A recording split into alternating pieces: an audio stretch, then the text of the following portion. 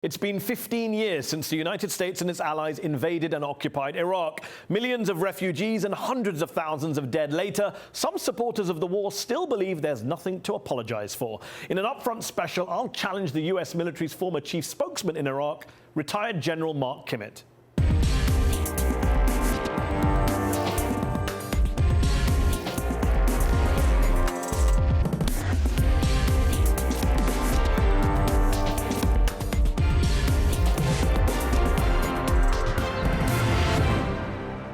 Mark Kimmitt, thanks for joining me on Upfront. Sure. As Brigadier General, you served as the Deputy Director of Operations and Chief US Military Spokesman in Iraq after the invasion. 15 years on from that invasion and occupation of Iraq by the US and its allies, do you have any regrets? Do you have anything you want to apologize for or you think the US should apologize for? Well, I don't think so. I was on the record as apologizing for the Abu Ghraib problem, the Abu Ghraib situation. Obviously, some of our soldiers had screwed up there. They embarrassed the nation. They embarrassed our credibility inside of Iraq. I apologize for that. But I think, by and large, there is nothing to apologize for. Nothing to apologize for. So when the US invaded Iraq in 2003, in defiance of international law, no WMDs found, no al-Qaeda connections, terror threat to the US increased, thousands of people tortured, hundreds of thousands killed, millions displaced from their homes, Iran's influence increased in the region, ISIL born in Iraq, several $1 trillion burned through in the process. You don't think that requires any kind of, you know what, we got some things wrong? Well, we certainly did get some things wrong, but that's what happens. Unlike being in the media where you can write an editorial saying, I got it wrong, you don't get the do-overs in history. You don't get the do-over in these types of events. Look, I understand your point of view. You've had that point of view since 2003. You're selecting your facts to promote your thesis, but I think that's somewhat of an incomplete point of view. It is certainly your point of view. Well, hold on. Plenty of top US generals at the time had their opposition to the war. But I've read your article from 2013, and that's exactly what you said in 2013, and you're repeating it now. Yeah. So, okay. So why don't I quote to someone else? Plenty of top US generals at the time. Let's forget do-overs. They warned Eric Shinseki, former Army Chief of Staff, Anthony Zinni, former CENTCOM commander, even Colin Powell in private, former General Secretary of State at the time, had their doubts about the war. But you didn't, did you? I mean, you still seem to be a true believer. You went to work for George W. Bush after retiring from the military. So well, let's be very clear. I was in Europe when the invasion went off. I had no influence on the decisions that were made, but like good soldiers, when I was assigned to Iraq, I did my job. And that's exactly what 500,000 other soldiers did as well. I'm just wondering, did you have your doubts at the time? I'm not sure there's ever been a soldier that's gone into a war or gone into battle that hasn't had some doubts. Countless inquiries in the UK and the US have said the intelligence wasn't just wrong, it was heavily leaned on, politicized, selected, cherry-picked, to use an argument you were using about my arguments. It wasn't just an innocent error going into Iraq. I don't think you can get every nation in the world that's analyzing the situation to selectively cherry-pick intelligence. There's always an outlier that will say, the majority of nations in the world were opposed to the Iraq invasion, so obviously they interpreted the intelligence very differently to you and your superiors. They certainly didn't vote that way in the UN. They didn't, They didn't vote that way in the UN. Did you get a UN resolution to support the war? It was in violation of international law. One of the things I said earlier. Did, in fact, the Security Council meet and oppose the war? Did the UN Security Council approve the war? You didn't answer my question. No, because I'm not here to answer your questions. And I'm not here to answer. Well, I mean, you're not here to answer my questions. That's very odd. That's a very odd thing to say in an interview. Mehdi, did they approve? You are selectively choosing your everything's facts. Selective. Anything you say is selective. So let me ask the question. You answer, then ask me one. Did the United Nations Security Council approve the war in Iraq? Kofi Annan said it was a violation of international law. No, they didn't. But at the same time, 1141 gave a lot of reason for the war to occur. Would we like to do a do-over? Of course we would. Would we have done it differently? Of course we would. Would you have done it at all is the question. That's what I'm wondering. Well, let's take a look at Syria today. The conditions are very, very much the same. Authoritarian leader. He is leading a group that is a minority inside the country, heavily oppressed his people. Yeah. And look what's happening there. You talked in 2014 about the greatest disaster, 2013 about the greatest disaster and refugee flow and humanitarian problem inside the Middle East. And Syria's worse. And Syria's worse. And Iraq's number 2. And the United States is responsible for that. Syria that's is pretty worse. bad. The 2 worst refugee crises were caused by Assad and the US government. It's not a great company to be in, is it? No, it certainly is not. But the facts and the reasons are different. Do you believe that Saddam, if still in power, would be running sort of some Mesopotamian holiday spa? No, of course not. He would be oppressing his people. The Arab Spring would have reached his country. But you can't go to war on a counterfactual. You can't say, we've gone in and we're responsible for tens of thousands of deaths, millions of refugees, but you know what, have we not gone, it would have been worse. We don't know that, do we? What we do know is that many people died as a result of an illegal intervention. We did not go into the war on a counterfactual. Every intelligence service in the world, particularly in the wake of 9/11, which I think you discount completely, believed that there was a weapons of mass destruction threat. If we had not believed that as a government, if we had not believed that as a nation, if we had not believed that as military, we wouldn't have gone. And knowing what you know now, would you go in again? Jeb Bush, for example, has said no. Of course we would not have. But you don't get to do that, Mehdi. That's the privilege of the media. You don't get to go back and do it again, but you do get to say, I'm sorry, we got it wrong. We shouldn't have done it. Which you're not willing to say. We got it wrong. Okay, so you do think that... So don't put words in my mouth. That's what I don't want to, so I'm checking. Which bit are you saying was wrong? We didn't have the facts then that we have now. Of course we would have enjoyed having the facts then. We wouldn't have done it that way. We may have done it a different way. And yet other countries had the same facts and didn't back your invasion. Isn't it the case? Such as? France, Germany, Russia, China. Did the German intelligence services not have the same intelligence as you? They did. But that was a political decision, not an intelligence-based A good political decision. England went in there. We had 17 nations that fought with us side by side. And the Chilcot inquiry, the official investigation into the Iraq War, lambasted the British government for how it used intelligence and how legal or illegal it was. So what you're suggesting is that there was a conspiracy of almost every intelligence service in the world to politicize the facts. I'm saying there was definitely a conspiracy by members of the Bush administration to lean on those facts, politicize those facts, cherry-pick those facts, and present a false case for war. Well, I mean, then why did your country fall into that as well? Because Tony Blair was on board. Okay, yeah. And the other countries were on board as well? Which other countries? Name how many countries supported the war in Iraq. 17. There are 190-odd countries in the world. 17 countries alongside of us tiny countries that America leaned on. The only major countries were Australia, Britain, the United States of America. I mean, count them on one hand. Okay. So the idea that the majority of the world, polling-wise, was against the war. The majority of the world didn't support the war at the United Nations in any shape or form or objected to it. But just what the biggest protest we saw at the time in the US, have you forgotten the millions of people on the street? So there weren't millions of people on the streets. So let's make sure. There weren't millions of people on the streets. You're suggesting that there were millions. Across the world, there were millions of people on the streets. You said in the United States. No, it's fine. Let me clarify now. Okay. Millions of people around the world protested against the war. Okay, but let me ask you this question. Tell me of an event ever where poll testing suggested it was time to go to war.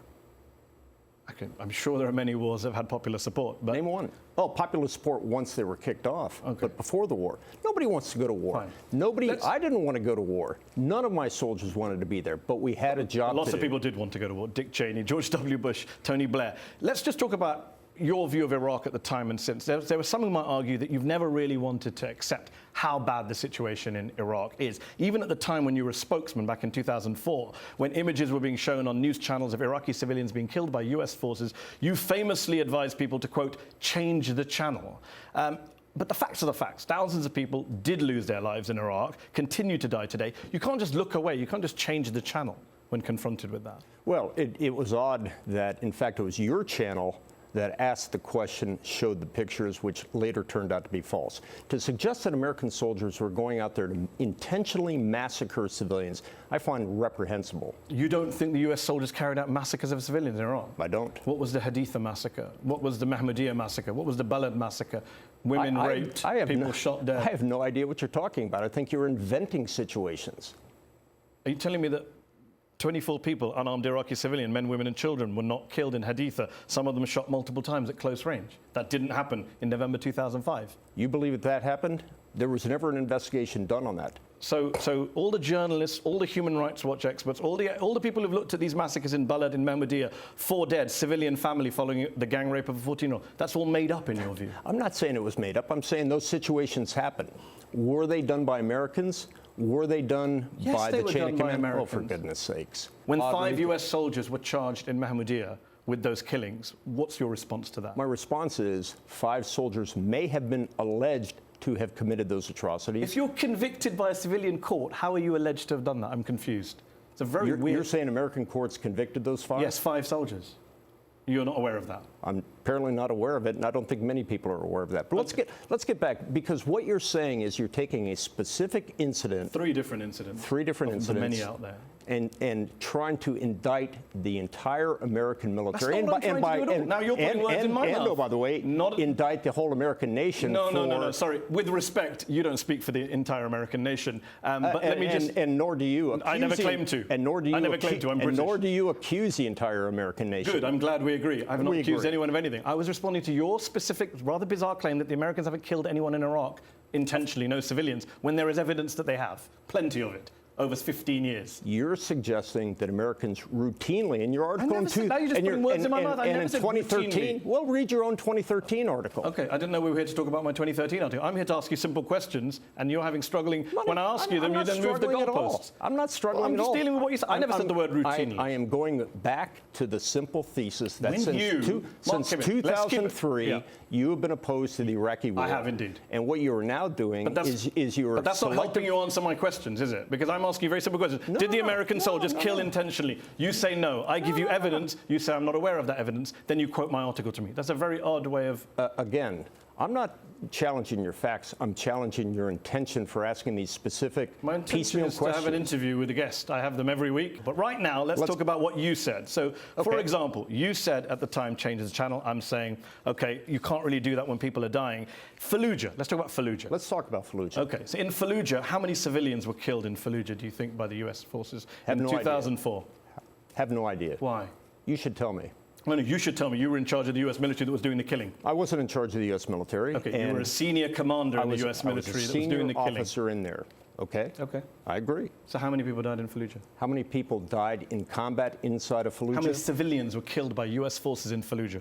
Intentionally? No, that's not what I asked. How many total were killed? I don't know. Do you care? I certainly care. Every loss of a civilian life... 14 years to find out. Every loss of a civilian life is a tragedy. I accept that. So everyone's a tragedy. I'm saying how many died in Fallujah? I don't know. But why not? That's a bizarre thing. You go to war, you bomb a city, you don't bother to find out how many people you killed? Intentionally or unintentionally?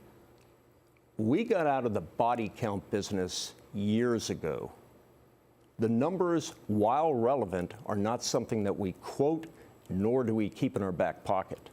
Different studies suggest between 800, maybe more civilians were killed in 2004 in the 2 attacks on Fallujah against insurgents by the US military at the time.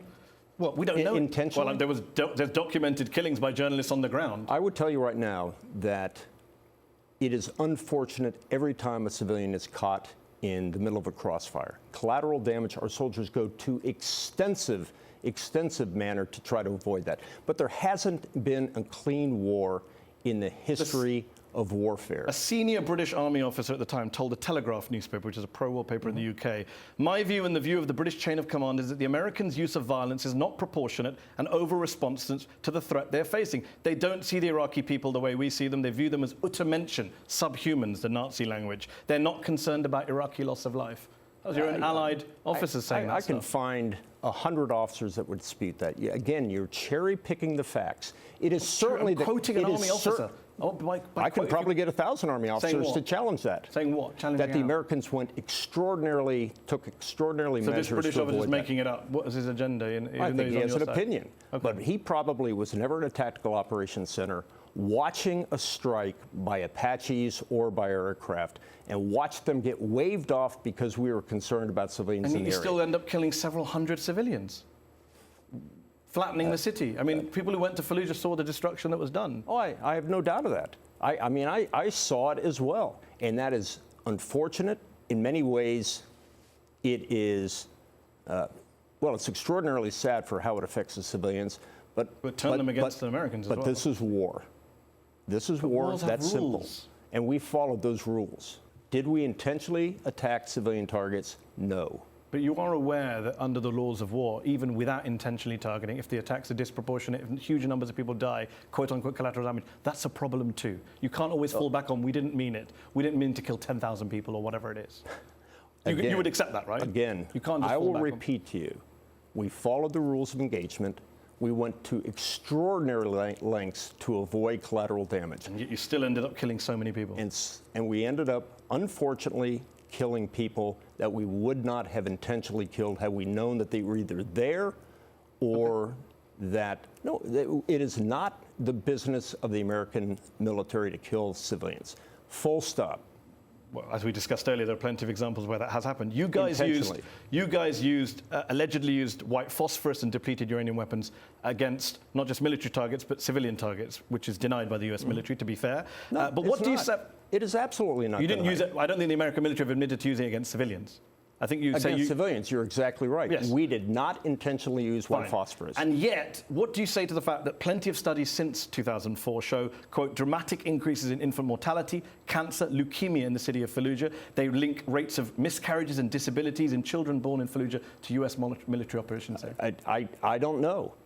Has there been an epidemiological, I can't pronounce the word. There have been studies done in the Bulletin of Environmental Contamination and Toxicology in November 2012, found unusual numbers of birth defects surfacing in the city. A study carried out by Professor Alistair Hay at Leeds University said the studies are extraordinary. There's been a 5-fold increase in birth defects in Fallujah.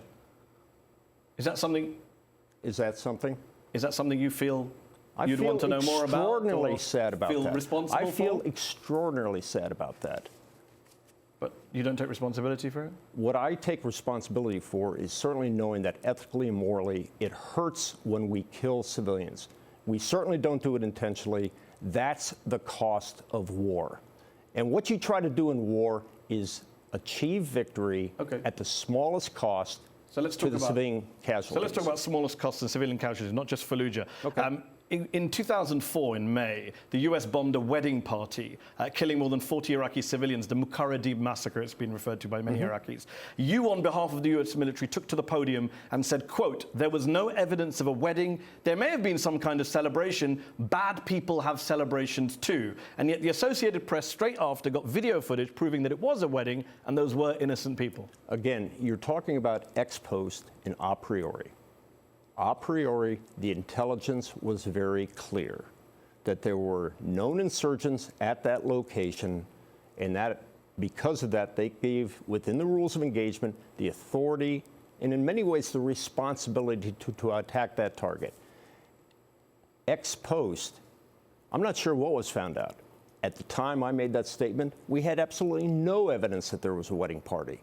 If it had been determined after that that there was a wedding party, again, that is people have celebrations too is a very flippant response to 42 dead, including 11 women and 14 children. At that time, there was no evidence of 42 people dead. And when you found out 42 people are dead, General Mattis, now Defense Secretary, then a commander on the ground, said, bad things happen in war. I don't have to apologize for the conduct of my men. Do you understand why so many Iraqis were so antagonized by the US presence when that was the kind of attitude towards innocent deaths? Yes. Do you regret making those remarks, the kind of remarks you and General Mattis made? I have no regrets of the remarks I made, no.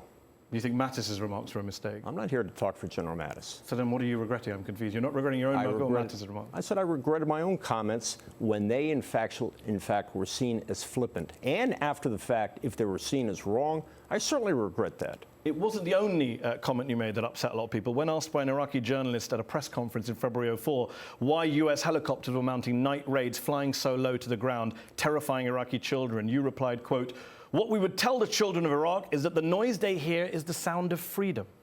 And again, you're taken out of context. My wife taught school inside of military schools for decades. And that's exactly what she told her children when they had what? It doesn't make it right that a teacher will console her children when artillery fire is going near that location? You would console them by saying, don't worry, you'll be fine. Not that's the sound of freedom from American occupiers. Again, if you read the quote, that's what I said my wife said.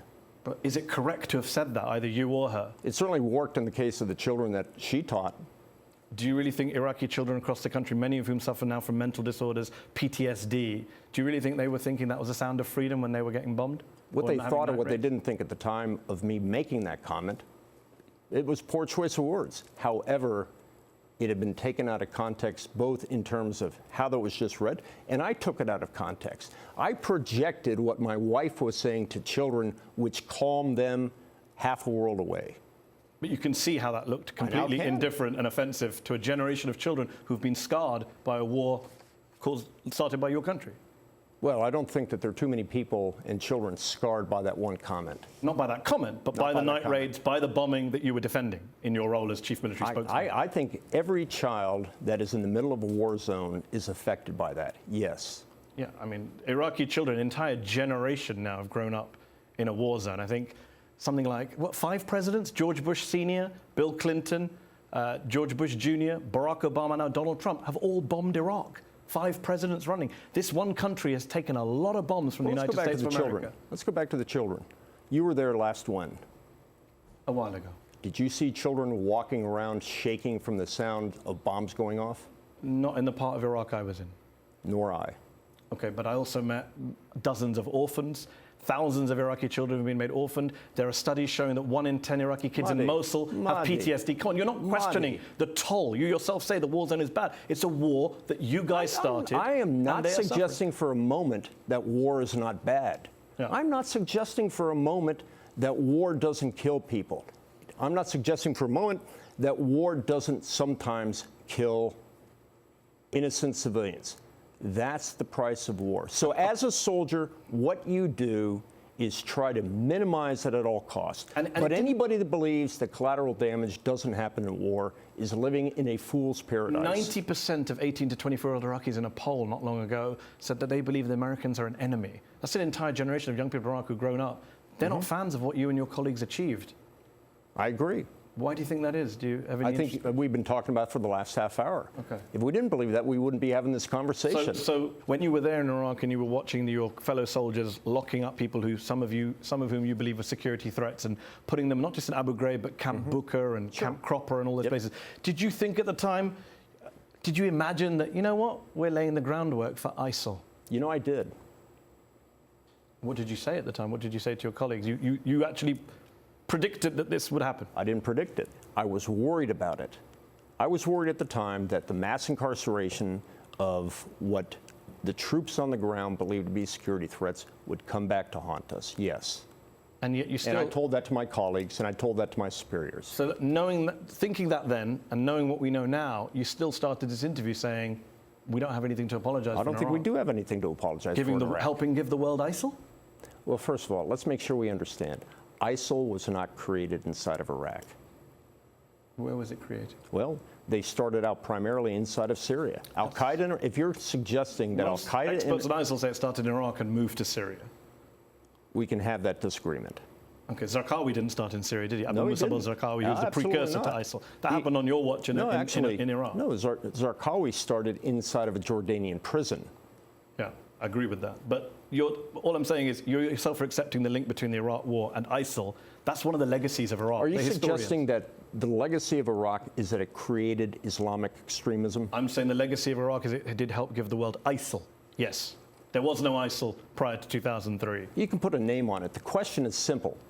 Did the Iraq war, which many people believe, start the rise of It exacerbated and heightened it, I think you would agree. Most intelligence agencies in the world, you love to quote intelligence, agree that Iraq increased the terror threat to the world, to the region, to the US. I think it was, yeah, I'll stipulate that, sure. Okay, last question. Last December, following the recapture of one of the last remaining ISIL-held towns in Iraq, the country's Prime Minister Haditha said announced the end of the war against ISIL. Back in August 2015, though, General Odierno, who was the US Army commander on the ground, he warned that we could go into Iraq with a certain amount of American forces, we could probably defeat ISIL. The problem would be we'll be right back where we are 6 months later. Do you think that still holds true today? Well, first of all, he wasn't the commander in 2015. He was the commander in 25. However, you brought up a very good point, which is why the United States took a new strategy after the rise of ISIL. Rather than having the American troops, those boots on the ground, doing the fighting, we went into a training, advising, and assisting role Who's been killing ISIL inside of Iraq? Proudly, I can say it's been the Iraqi military. It's been the Iraqi federal police. It's been the Iraqi counterterrorism service. And I believe that by killing ISIL and by conducting operations in places such as Mosul, we are not creating that antagonism which we did the first time. Mark Kimmitt, thanks for joining me on Upfront. Thanks for having me. Thank you.